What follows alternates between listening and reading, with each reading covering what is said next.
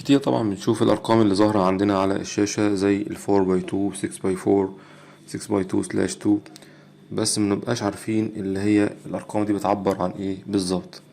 النهاردة هنعرف كل رقم من دول بيعبر عن ايه طبعا، لأن ده مهم جدا في التعرف على السيارة اللي قدامي أو الشاحنة. يعني على سبيل المثال الشكل اللي قدامنا دلوقتي أو الرقم اللي احنا شايفينه 6x2/4 VLA. طبعا لما ادخل على امكانيات او مواصفات سيارة مرسيدس او ايا كان مواصفات السيارة اللي قدامي، فبيقول لي 6x2 مثلا او 6x4 او 8x4/4/2. فانا عايز اعرف الحاجات دي معناها ايه، يعني الكلام ده صعب او سهل. النهاردة هنبسط الموضوع ده جدا جدا وهنشوف الموضوع ازاي بسيط جدا بالشكل اللي قدامنا ده. مثلا 4x2، يعني 4x2 يعني عندي اكس امامي وعندي اكس خلفي. الاكس الامامي اللي هو اللي احنا شايفينه ده، اللي هو تحته على طول او مش تحته بقى، فوق بالظبط كده ايه المحرك والفتيس وعمود الكردان، وبالتالي الكرونة بتكون في الجزء الخلفي، لان كل السيارات النقل الثقيل عندي بتبقى دفع خلفي. تمام، فهنا عندي الكرونة معناها ان السيارة بتاعتي فيها ديفرنس واحد او كرونة واحدة في الخلف، وعليها الدبل الخلفي، وفي اكس سنجل امامي. دي معنى كلمة 4x2، يعني معناها 2 اكس، واحد منهم خلفي اللي عليه الكرونة الدفع، والامامي اللي هو التوجيه او الدركسيون او بيسموه اللاسيه. طيب 4x4 يعني ايه؟ 4x4 يعني نفس السيارة بتاعتي اللي احنا كنا شايفينها، بس الجزء الامامي ده او الاكس الامامي هيبقى عليه كرونة او ديفرنس. يبقى عندي كده 2 كرونة، كرونة خلفية وكرونة أمامية. يعني 4 دي معناها عدد العجلات، 1 2 3 4. طيب اللي بعدها 4 عدد العجلات اللي بتتحرك مع نظام الدفع أو الكرونة، يبقى دي 1 2 3 4. في الصورة اللي قبلها كان 2 بس، ليه؟ لأن العجلات اللي كانت بتتحرك مع الكرونة العجلات الخلفية. طبعا احنا العجلة دي بنسميها الجنب كله ده عجلة، والجنب الشمال عجلة. تمام. معانا حاجة اسمها ايه؟ 6x4. 6x4 يعني ايه؟ 3 اكس امامي و2 خلفي. يبقى كام عجلة؟ 1 2 3 4 5 6. كام واحدة عليها كرونة؟ 4 عجلات، اللي هما ال4 عجلات الخلفية، اللي هما الاتنين دول 6x4، يعني في 2 كرونة خلفية. طيب في معانا حاجة تانية، في حاجة اسمها 6x6. 6x6 دي معناها ان عندي 3 اكس والتلاتة عليهم كوارين او التلاتة عليهم ديفرنس، فالدفع كلي او دفع سداسي. تمام. 6x2. 6x2 يعني معناها 3 اكسات، في واحد امامي، في واحد خلفي، وفي واحد بيسموه سنجل او بيسموه سناد. تمام. طب هنا في حاجة اسمها 6x2 كاتب جنبها DNA. يعني ايه DNA؟ يعني دبل. يعني الاكس الخلفي ده اللي هو مش تابع للكرونة او الديفرنس، بمعناها ايه؟ دبل تاير، يعني ايه؟ 2 تاير كاوتشين، يعني 2 اطار. تمام. طيب في نوع تاني سناد بس بيكون تاير واحد بس، اللي هو بيكون اسمه ايه؟ NLA. يعني 6x2 يعني برضو ده سناد، لكن الاكس الخلفي ده تاير واحد بس. تمام.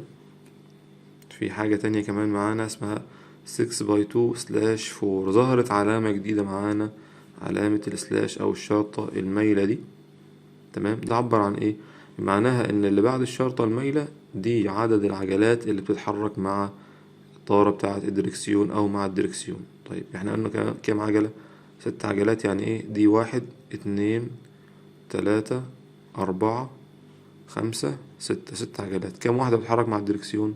هنبص كده هنلاقي دي بتتحرك، ادي 1 ادي 2 ادي 3 ادي 4. تمام. اللي في النص طبعا ده الكرونة ما بيتحركش مع الدركسيون، يبقى هنا في عندي 4 عجلات بيتحركوا مع الدركسيون، عشان كده عمل ايه؟ سلاش للشرطة المايلة وكتب 4. نشوف اللي بعدها 6x2/4. بعدين كده بحاجة اسمها VLA. يعني ايه VLA؟ ايه الفرق بينها وبين اللي قبلها؟ دي NLA ودي VLA. هنا السناد بقى أمامي. تمام. هنا السناد أمامي، هنا في اللي قبلها كان السناد خلفي. تمام. ده الفرق بين VLA وال NLA. وبرضه هنا السناد ده اللي هو الأكس ده برضه بيتحرك مع الدريكسيون. ليه؟ لأن بعد الشرطة المايلة في 4، معناها إن في محورين بيتحركوا مع الدريكسيون أو 4 عجلات بيتحركوا مع الدريكسيون. طيب نشوف اللي بعد كده. قال لي في حاجة اسمها 6x2/2. يعني ايه؟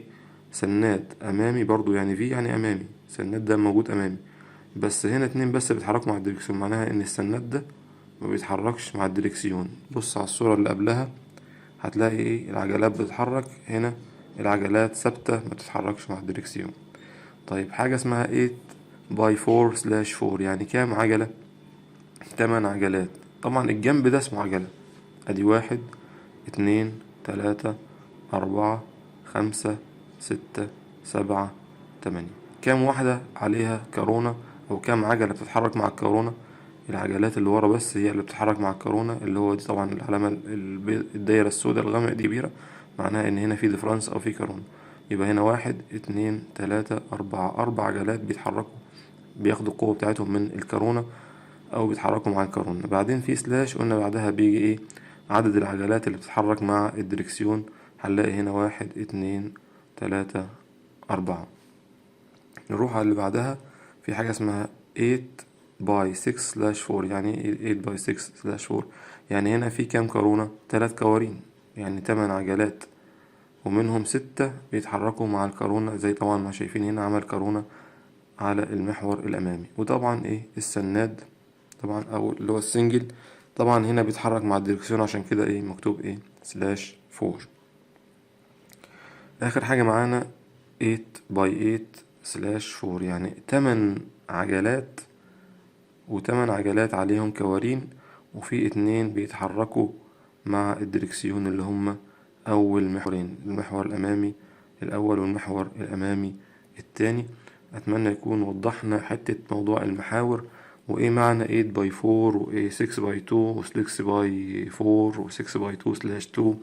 الحاجات دي كلها عشان لما اشوف انا العلامات دي ابقى عارف دي معناها ايه، كورونا ولا معناها سنجل. طب السنجل ده سناد امامي ولا خلفي؟